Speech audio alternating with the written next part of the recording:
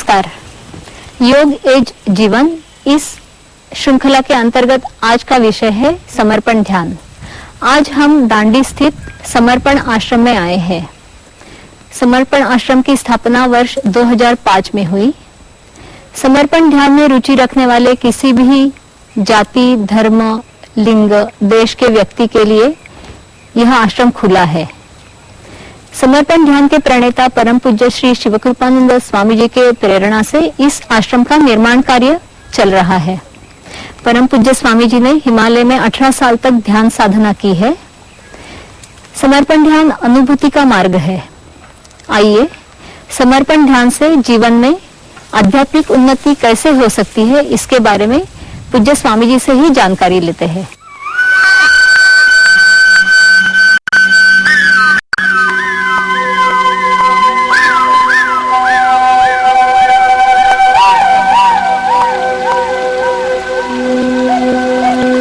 स्वामी जी, अहमदाबाद दूरदर्शन के तरफ से आपका हृदयपूर्वक स्वागत करती हूँ और आपको विनती करती हूँ कि आप अध्यात्म और ध्यान के बारे में साधकों को मार्गदर्शन करें।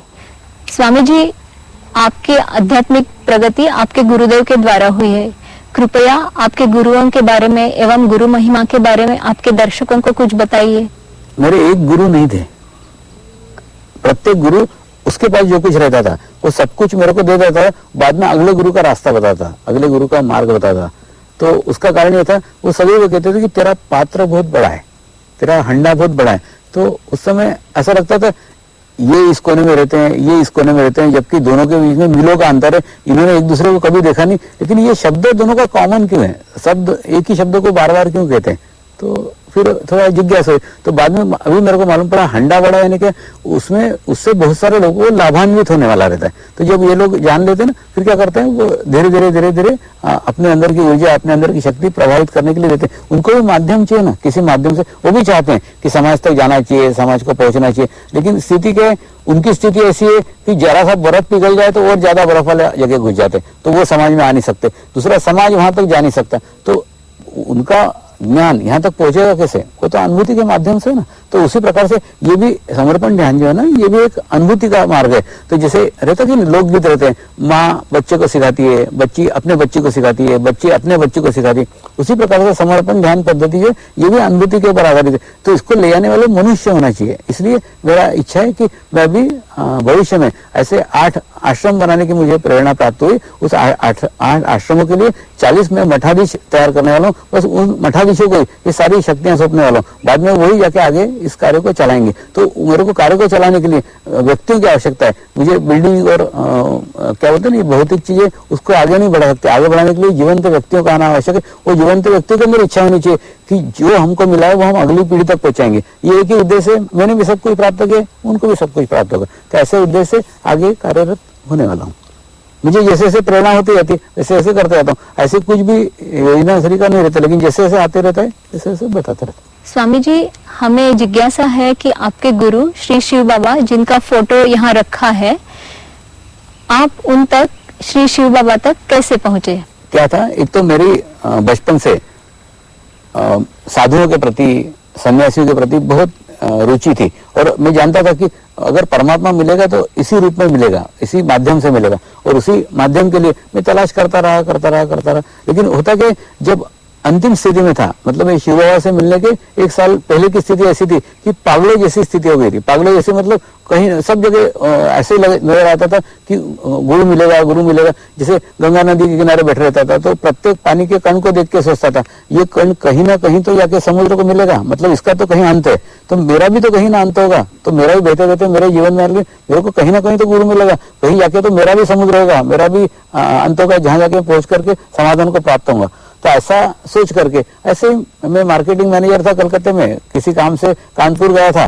तो ऐसा बार बार ना मेरे को 3 चीजें ध्यान के अंदर एक साथ लगती थी। तो एक बार ना एक पशुपतिनाथ का मंदिर दिखता था, फिर एक साधु बाबा दिखते थे, उसके बाद में एक बहुत बड़ा छोटा सा पहाड़ी नुमा एक शिव मंदिर दिखता था। तो ऐसा सीक्वेंस में तीनों एक साथ दिखता था। तो ऐसा क्यों दिखता है मालूम नहीं, लेकिन कानपुर में जब गया तो मेरी इच्छा हुई चलो पशुपतिनाथ जाते, ऐसा करके वहां गया। तो वहां जाने के बाद में वहां एक नेपाली सज्जन मुझे एक गांव में लेके गए। उनके गांव में ये शिव बाबा की गुफा थी, वहां पे उन्होंने उनको भेजा था मुझे लाने के लिए, और उसके बाद में वहाँ मेरी उनसे मुलाकात हुई, और मुलाकात होने के बाद में फिर उन्होंने कहा कि 40 साल से मैं तेरा इंतजार कर रहा हूँ, मेरे गुरु ने कुछ शक्तियां तुझे सौंपने के लिए दी है और तू जाके आगे इस मार्ग में आएगा।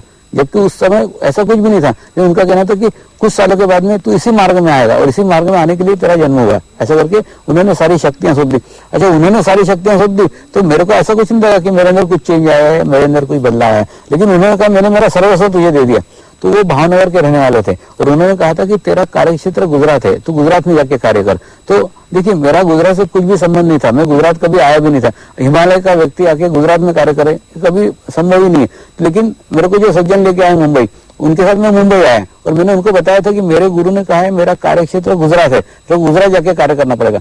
तो वो मन में बस सोच रहे कौन इसको गुजराती मिलेगा और कौन इसको ले जाएगा गुजरात, ऐसा। लेकिन 1 साल बाद मेरे को गुजरात आना पड़ा और गुजरात आने के बाद में फिर धीरे धीरे यही कार्य क्षेत्र बना और ये मेरे गुरु का कार्य क्षेत्र है। तो गुरु ने जो भेजा, गुरु जी ने सोचा, जो सोच करके मैंने उनका माना और धीरे धीरे उन्होंने वो कार्य करके रखा था, तो उनका कार्य मैं आगे संभाल रहा हूँ, आगे बढ़ा रहा हूँ, बाकी और कुछ नहीं। तो उनका इच्छा था कि गुजरात के अंदर जाके मैं कार्य करूँ, इसलिए मैंने गुजरात में जाके कार्य प्रारंभ किया।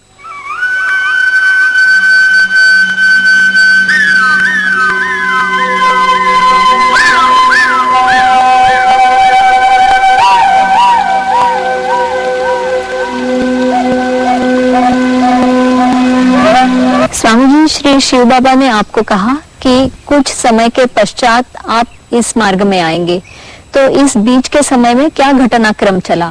बीच के समय में कुछ नहीं, जैसे सामान्य मैं राह देखते बैठा था कि मेरे अंदर कुछ चेंज आएगा, मेरे अंदर बदलाव आएगा। लेकिन क्या रहता है कि इसमें जब तक वो समय नहीं आता ना, जब तक कुछ बदलाव नहीं आता, कुछ नहीं। सामान्यतः मेरा नौकरी चल रहा था, मेरा शादी हो गया, बच्चा हो गया, सब मैंने क्या बोलते नॉर्मल जैसे एक आधे आदमी का जीवन रहता है ना, वैसे चल रहा था। लेकिन उसके बाद में जैसे हम देखते हैं कि एक आधे एनवेलप के ऊपर स्टैंप रहता है अहमदाबाद, तो वो देख के अपन पहचान जाते हैं कि अरे अच्छा ये अहमदाबाद से चिट्ठी आया क्या। तो उसी प्रकार से ना मेरे ऊपर भी वो स्टैंपिंग कर गया था शिव बाबा ने। तो उसके कारण क्या हुआ, तो उनका जो स्टैंप था वो बराबर दूसरे सदगुरु ने पहचाना और उन्होंने आकर गुरुओं को कहा कि ये तेरा संसार करने को इस दुनिया में नहीं आया, इसको विश्व का संसार करने का, तो इसको मुझे सौंप दे, इसके हाथ से विश्व स्तर के ऊपर कार्य होगा। तो और दूसरा ना, उनके बोलने में इतनी शक्ति थी, इतनी पावर थी कि ऐसा लगता था वो पूरी दुनिया इधर की उधर कर सकते।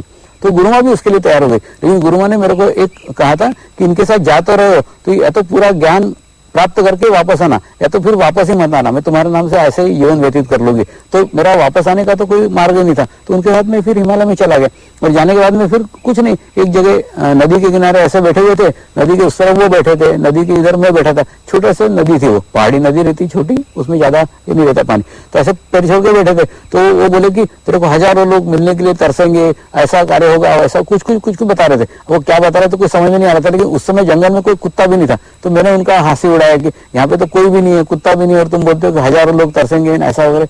फिर मैंने मन में सोचा ये अगले जन्म की बात करोगे, इस जन्म में कहाँ से ये होगा ऐसा। लेकिन बाद में उन्होंने ये भी कहा था कि जब ये होगा तब मैं तेरे जीवन में नहीं रहूंगा। तो कहने मतलब क्या होता है कि गुरु बोलता है अपने स्तर के ऊपर, शिष्य सुनता है अपने स्तर के ऊपर, दोनों के ऊपर ना एक समय का अंतर रहता है। वो समय का अंतर जैसे पूर्ण होता है फिर गुरु की बात शिष्य को समझ में आती। तो आज मुझे समझ में आया, लेकिन अब आज इस दुनिया में नहीं है। तो कहने मतलब क्या रहता है, प्रत्येक एक स्तर रहता है, वो एक स्तर के ऊपर बात होती रहती और कुछ नहीं। आपने कहा कि आत्म जागृति के लिए जीवंत गुरु की आवश्यकता है, तो क्या ऐसा और भी कुछ है कि जिसके लिए जीवंत गुरु की आवश्यकता होती है?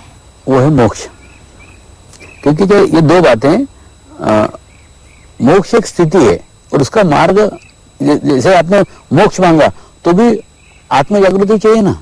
तो आत्म जागृति के बिना मोक्ष नहीं मिल सकता। तो अगर आपने मोक्ष मांगा तो वो आत्म जागृति कराएंगे, और आत्म जागृति वो नहीं दे सकते। फिर वो क्या करेंगे, किसी जीवंत गुरु का आपके जीवन में आगमन करेंगे और धीरे धीरे आपको एक स्थिति प्राप्त होगी, वो मोक्ष का स्थिति है। देखिए, मोक्ष के बारे में कई लोगों की अलग अलग कल्पना है। कोई बोलते हैं मोक्ष यानी मरना, वास्तव में मोक्ष अलग बात है और मरना अलग बात है। तो मोक्ष एक स्थिति है, मोक्ष मरना नहीं है।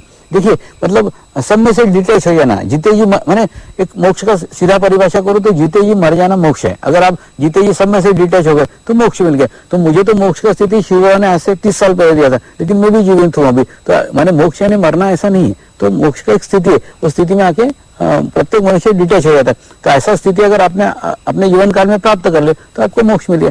होता है क्या, मरने के बाद में हमारा शरीर साथ में रहता है और हमको जीने की ओर आज इच्छा रहती और जीना चाहिए और जीना चाहिए और जीना चाहिए, और फिर ये इच्छा ही हमको दूसरा जन्म लेने को प्रेरित करती। जब इच्छा भी समाप्त हो जाए तो फिर मोक्ष का स्थिति है।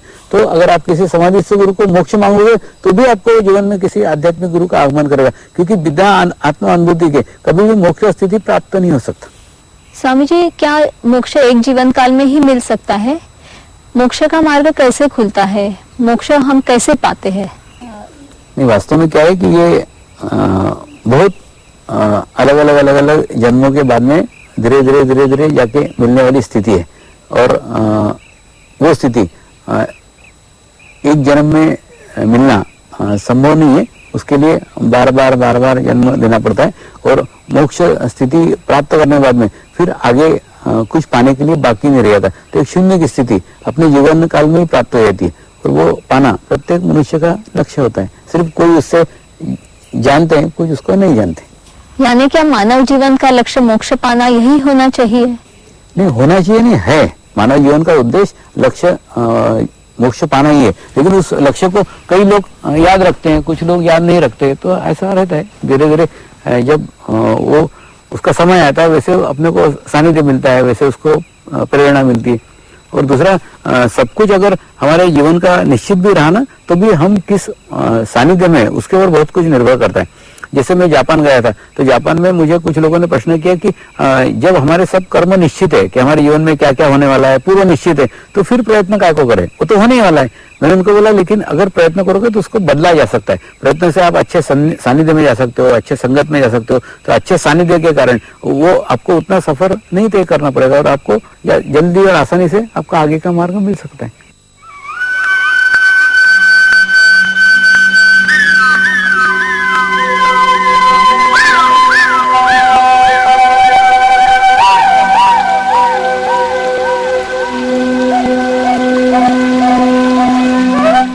आपने गुरुक्षेत्र गुजरात में बारे में कुछ कहा, इस पत्रिका में भी आपने कुछ गुरुक्षेत्र गुजरात के बारे में लिखा है, तो क्या आप हमें इसके बारे में और जानकारी दे सकते हैं?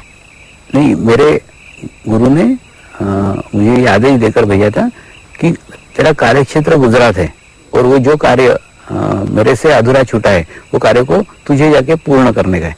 तो उन्होंने पूर्ण गुजरात में कार्य करने के लिए कहा था, और मैं मुंबई से नवसारी आया और नवसारी में स्थित होकर रह गया। तो फिर मुझे ऐसा लगा कि मेरा भी गुरु कार्य अधूरा है, इसलिए मेरी इच्छा थी कि मैं बार बार इच्छा अंदर से हो रही थी, प्रेरणा हो रही थी कि मैं पूरे गुजरात का दौरा करूं। तो उसी के अंतर्गत मैंने ये गुजरात का दौरा शुरू किया है, और प्रत्येक एक छोटे से छोटे गांव में जाके एक बार भेंट देता हूँ, एक बार जाके आता हूँ। तो मेरा कार्य सिर्फ जाने का है। जैसे रहता है कि नहीं, एक कपूर है, कपूर के पास आग लेने का अपना कार्य रहता है, कपूर तो खुद ब खुद जलता है। तो उसी प्रकार से मेरे गुरु ने कुछ कार्य करके रखा होगा, मेरे को सिर्फ निमित्त बनने का है, वहां जाने का है। जाने के बाद में ऑटोमेटिकली वो कार्य कार्यरत हो जाएगा। तो सिर्फ उसी उद्देश्य से मैं पूरे संपूर्ण गुजरात के दौरे कर रहा हूँ। तो अभी हाल ही में मैं जाके आया, जामनगर जाके आया, उसके बाद में पोरबंदर जाके आया, खंबालिया जाके आया, तो राजकोट जाके आया। तो ऐसे धीरे धीरे हर साल थोड़े गांव लेते हुए पूर्ण गुजरात में कार्य करने का है। अगले साल आनंद जाने का है, बड़ौदा जाने का है, नडियाड जाने का है, गोधरा जाने का है, दाहोद जाने का है। ये हर साल के ऐसे योजना बनाते हैं, और उस तरह सब लोग मिलकर कार्य करते हैं, और सब सामूहिकता में जाके कार्य करते हैं, ध्यान करते हैं, मेडिटेशन करते हैं, और ध्यान का प्रचार करते हैं। नहीं, दूसरा क्या है कि मैंने सोचा ना, मैंने एक व्यक्ति ने ये गुजरात की गंगा है जो गुजरात से बही है, और उससे मुझे इतना फायदा हुआ, इतने साधकों को इतना फायदा हुआ, दुनिया भर के साधकों को फायदा हो रहा है, और दुनिया भर के अंदर वो फैल रहा है। तो गुजरात के लोग उससे अछूते क्यों रहे? मतलब गंगा अगर गुजरात से बह रही है, वो गुजरात के लोग पैसे रहे तो वो अच्छा नहीं ना। इसलिए एक अपने को निमित्त बनने का है, सबको चांस देने का, सबको अवसर देने का। जिसको आना है वो आए, नहीं आना है नहीं आए, लेकिन अवसर अपने को देने का, कार्य करने का। अपन सिर्फ अवसर देने वाले हैं। तो मैं कई बार साधकों को भी बोलता हूँ कि मैंने तुमको मैं दिख रहा हूँ, लेकिन वास्तव में मैं नहीं हूँ, ये मैं सिर्फ माध्यम मात्र हूँ। जैसे हम किसी शादी में जाते हैं कि नहीं, तो शादी में हम देखते हैं कि खाना बनाने वाले बेचारे चुपचाप अंदर बना के रहते हैं, जो परोसने वाले रहते हैं हमारे सामने परोस रहते हैं, तो हमको परोसने वाले दिखते हैं। तो जो वेटर दिखता है उसने खाना बनाया क्या? नहीं, खाना बनाने वाला रसोई अलग है। उसी प्रकार से मैं साधकों को बोलता हूँ कि मैं एक वेटर हूँ, तो मैं तो सिर्फ परोस रहा हूँ, लेकिन ये मैंने बनाया हुआ नहीं है, ये किसी और का है। वही बनाने वाले वो हिमालय में बैठ के बना के मुझे दे रहे हैं, मैं सिर्फ परोसने का कार्य कर रहा हूँ। लेकिन वैसे ही मेरा परोसने का कार्य है, वो मेरे पूरे गुजरात में जाके मेरे को करने का है। तो प्रत्येक स्थान पे जाके परोसूंगा, जिसको खाना है वो खाएगा, नहीं खाना नहीं, वो अपना कार्य क्षेत्र ही नहीं। मैंने मेरे कार्य क्षेत्र के बाहर विचार नहीं करता। जैसे एक बार मुंबई आया था तो मेरे गुरु ने कहा ये तुझे प्रसाद दे रहा हूँ, इसको निःशुल्क सब में बांटना। तो मुंबई में कुछ उद्योगपति मिले, स्वामी जी तुम बोलते हो ना निःशुल्क है, तो लोग बोलेंगे थर्ड क्लास है। मैं बोलूंगा कि वो उनका कार्य क्षेत्र है कि वो उसको कुछ भी सोचे। तो मैंने उनकी तरफ नहीं ध्यान दिया, गुरु ने कहा निःशुल्क करो, मैं निःशुल्क कर रहा हूँ। भारत में नहीं, पूरे दुनिया भर में समर्पण के कार्यक्रम पूर्णतः निःशुल्क ही रहते हैं, और वो निःशुल्क रूप से चल रहे हैं, फिर भी सब चल ही रहे हैं ना, सब हो ही रहा है और बढ़ रहा है। तो वो अपना, मैंने जो गुरु ने कहा मैं उसके एक भी शब्द इधर या उधर नहीं आता, जो उनको कहा है वही सुनता हूँ, तो उसी द्वारा कर रहा है, क्योंकि ये कार्य उनका है, वो जाने उनकी रामलीला है, अपने को क्या करना है। स्वामी जी, समर्पण ध्यान से मानव जीवन में आध्यात्मिक प्रगति कैसी हो सकती है? वास्तव में क्या है कि समर्पण ध्यान में आने के बाद में पहले एक अच्छी, देखो मैं आपको दूसरे तरीके से बताता हूँ। देखिए जैसे हम देखते हैं कि समर्पण का जब बड़ा शिविर होता है ना, तो बड़े शिविर में सब साधक लोग प्रचार करते हैं कि पहले दिन आओ, बाद में फिर कभी मत आना। तो प्रत्येक मनुष्य को बोलते हैं पहले दिन अच्छा लगे तो आना, नहीं तो मत आना। तो बाद में हम देखते हैं कि पहले दिन जितने लोग आते हैं उससे फिर ज्यादा लोग बाद में आते हैं। मतलब कहने मतलब लगातार वो संख्या बढ़ती रहती है, वो संख्या कम नहीं होती। तो क्या कारण होता है? कारण ये होता है कि साधारणतः सामान्य जीवन में क्या होता है, हम शरीर के अधीन आत्मा के ऊपर रहता है। शरीर का अधिक तत्व आत्मा के ऊपर रहता है, और आत्मा उसके अधीन कार्य करते रहती है। शरीर के अधीन आत्मा कार्य करते रहती है। और उसके बाद में वो बेचारा, इसे समझ लो सवेरे उठने का है आपको 4 बजे, कि 4 बजे आत्मा ने आपको धीरे से उठाया कि उठो ध्यान करो, तो वो शरीर बोला नहीं सो 8 बजे तक तेरे ध्यान नहीं होगा। तो ऐसे शरीर के अधीन रहती है। लेकिन ऐसी आत्मा जब सामूहिकता में आती है, कलेक्टिविटी में आती है, वहां 2 लाख 3 लाख लोगों की सामूहिकता मिलती है, 3 लाख आत्माओं की सामूहिकता मिलती है। उस आत्मा के सामूहिकता के अंदर वो आत्मा शक्तिशाली हो जाती है, और शक्तिशाली होने बाद में वो शरीर के ऊपर हावी हो जाती है। फिर वो जैसे दूसरे दिन उसको शिविर में जाना हो या नहीं जाना हो, वो आत्मा उसको बोलेगी चलो शिविर में, चलो शिविर में जाना आवश्यक है, तो दूसरे दिन वो शिविर में लेके आएगी। तो ऐसा जब आत्मा आपका गुरु बन जाएगी, आत्मा के अधीन शरीर हो जाएगा, तो फिर शरीर के हाथ से कोई बुरा कार्य हो ही नहीं सकता। तो आत्मा तो परमात्मा का स्वरूप है, आपको कभी बुरे मार्ग पर नहीं जाने देगी। तो वास्तव में आपको आत्मस्वरूप करना ये समर्पण ध्यान का उद्देश्य है। तो उसमें आने के बाद में फिर आत्मा के अधीन शरीर हो जाता है। फिर शरीर के बुरे व्यसन छूट जाएंगे, बुरी आदतें छूट जाएंगी, क्या अच्छा है क्या बुरा है इसका ज्ञान उसको हो जाएगा। और बुद्धि भी जो है वो भी छूट जाएगी, क्योंकि बुद्धि का संबंध भी शरीर के साथ में, और बुद्धि के साथ में परमात्मा की अनुभूति नहीं हो सकती, क्योंकि वो एनालिसिस करते रहेगी, सब जगह सोचते रहेगी ये ठीक है क्या वो ठीक है। देखिए साधारणतः क्या होता है कि जैसे हम किसी एक आधा विद्वान का प्रवचन सुनते हैं, फिर उसके बाद में फिर एक विद्वान का प्रवचन सुनते हैं, फिर सोचते ये विद्वान अच्छा बोला है कि ये विद्वान अच्छा बोला, ये ज्यादा अच्छे से तर्क दे रहा था कि ये ज्यादा अच्छे से तर्क दे रहा था, इसके पॉइंट ज्यादा अच्छे थे कि इसके ज्यादा पॉइंट थे। मतलब अपन ना बुद्धि से तोलते रहते हैं, ये अच्छा है कि ये बुरा है। तो वैसा अनुभूति के साथ नहीं हो सकता। जैसे गुरु ने अनुभूति कराई तो एकदम शून्य की स्थिति प्राप्त हो गई, फिर ऐसा लगा नहीं रे बाबा ये ऐसी तो कभी स्थिति प्राप्त ही नहीं, ऐसा तो किसी से सुना ही नहीं, तो ये तो अनुभूति और ही है। मतलब मेरे को जो कुछ ज्ञान है, मेरे को जो कुछ बुद्धि है, ये बुद्धि से ऊपर की चीज है। तो ऑटोमेटिकली फिर क्या होता है, बुद्धि समाप्त हो जाती है, और जैसे बुद्धि समाप्त हो जाती है अनुभूति प्रकट होते हैं। तो जब तक हमारे अंदर की बुद्धि समाप्त नहीं होगी, जब तक हमको अनुभूति नहीं होगी। गए साल क्या हुआ था कि राजकोट के अंदर एक शिविर हुआ था। राजकोट में एक इंग्लैंड से एक अंग्रेजी के प्रोफेसर आए थे। वो प्रोफेसर आए थे, वो आए, उसके बाद में शिविर सुना, सब कुछ सुना, बाद में मेरे को मिलने आए। बोले स्वामी जी मैं आज तक किसी मंदिर में नहीं गया हूँ, मैं कहीं पे भी नहीं जाता हूँ, किसी को भी नहीं मानता हूँ, और दूसरा पता नहीं क्या हो गया, मैं आपके यहाँ आया और फिर जो अनुभूति हुई, फिर ऐसा लगा नहीं मैंने जितनी पुस्तकें पढ़ी है, मैंने जितने ग्रंथ पढ़े हैं, वो ग्रंथ का कहीं तो भी कमी है। मैंने ये अनुभूति मेरे को आज तक नहीं हुई, ये अनुभूति उससे भी ज्यादा अच्छी है, ज्यादा ऊपर की है। तो फिर ऐसा लगा कि मेरा ज्ञान कहीं तो भी छोटा है। तो ऑटोमेटिकली मेरा ज्ञान समाप्त हो गया और मुझे अनुभूति प्रकट हो गई। तो अनुभूति मिलने के बाद में फिर एनालिसिस नहीं कर सकते, क्योंकि ऐसी अनुभूति फिर कभी हुई नहीं ना, किससे एनालिसिस करेंगे।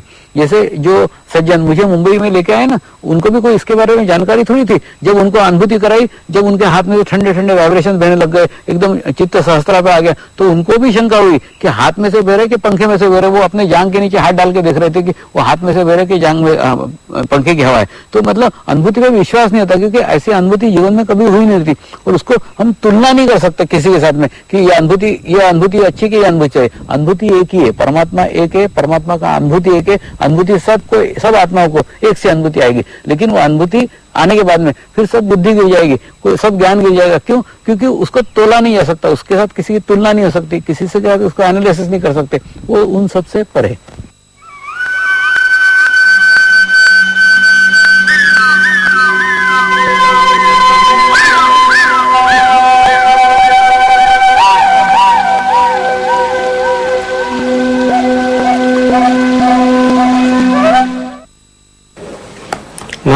ચંદુલાલ ખોડાભાઈ વસાણી. હું છેલ્લા 3 વર્ષથી સમર્પણ ધ્યાન સાથે જોડાયેલો છું અને આ ધ્યાનમાં જ્યારથી જોડાયો ત્યારથી જ મને સારી સારી અનુભૂતિ થઈ રહી છે. જેવી કે હું કાંઈ નિર્ણય તાત્કાલિક ન લઈ શકતો હતો, આજે હું સારી રીતે કાર્ય કરી શકું છું. કોઈ પણ જાતનું મુશ્કેલીભર્યું કામ હોય તો પણ એને આસાનીથી અને શાંતિથી પાર પાડું છું. પછી જ્યારથી હું આમાં જોડાણો ત્યારથી આજ સુધીમાં મને સારી સારી અનુભૂતિ થઈ છે. જો બધી વર્ણવા બેસું તો એ શબ્દમાં વર્ણન એનું થઈ શકે એવું નથી. બીજા નંબરમાં આધ્યાત્મિક લાઈનમાં મને પહેલેથી જ ઇન્ટરેસ્ટ હતો અને આમાં જ્યારથી જોડાણો ત્યારથી જે ધ્યાનની જે લાઈન છે એમાં મને ઘણી સારી એવી અનુભૂતિ થઈ. જેવી રીતે માનસિક રીતે મારું જે પહેલાં હું સારી રીતે કાર્ય નહોતો કરી શકતો, આજે હું પૂર્ણ સંતુષ્ટ અને સારી રીતે બેલેન્સ રહી અને કાર્ય કરી શકું છું. પછી જ્યારથી છેલ્લા 1.5 વર્ષથી હું સમર્પણ આશ્રમમાં એટલે અહીંયા જ છું અને અહીંયા પણ મને સારી સારી અનુભૂતિઓ થયેલી છે. જેવી રીતે કે આ ઓફિસ કાર્ય મેં આની પહેલા ક્યારે કરેલું નહોતું. છેલ્લા 1.5 વર્ષથી કરું છું તો કાર્ય પણ વ્યવસ્થિત થાય છે અને સારી રીતે થાય છે અને નાની મોટી ક્યારેક અગવડ આવે પણ છે, પણ એ હું સ્વામીજીને પ્રાર્થના કરી અને એને આરામથી હું સોલ્વ કરી શકું છું. મારું નામ સુધા વસાણી છે. હું રાજકોટ સેન્ટરથી છું. સમર્પણ ધ્યાનમાં ડિસેમ્બર 2005 થી જોડાઈ છું.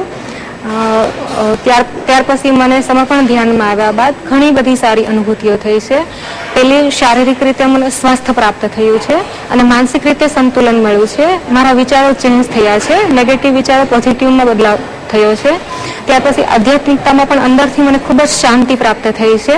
મને બાળપણથી જ એક જીવંત સદગુરુની ખોજ હતી, જે ખોજ સમર્પણ ધ્યાનમાં આવી સ્વામીજીના સાનિધ્યમાં પૂર્ણ થઈ છે અને ત્યાર પછી એક અંતર ખોજ શરૂ થઈ છે, જેનાથી હું આધ્યાત્મિકતાના માર્ગ ઉપર ચાલું છું, ધ્યાન કરું છું અને છેલ્લા 1.5 વર્ષથી સમર્પણ આશ્રમમાં સેવા આપું છું. કિચનમાં ભોજન વિતરણનું કાર્ય સંભાળું છું.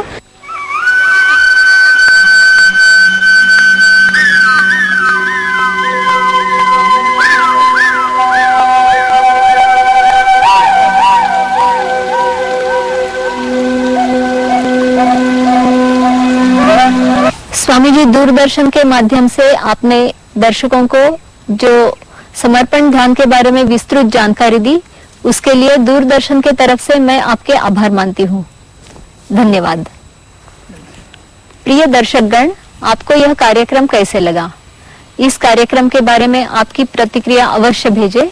हमारा पता है प्रति केंद्र निदेशक, दूरदर्शन केंद्र, योग एज जीवन, कार्यक्रम विभाग, थलतेज टेकरा, अहमदाबाद 380054. दर्शकगण, फिर मिलेंगे नए विषय के साथ. नमस्कार.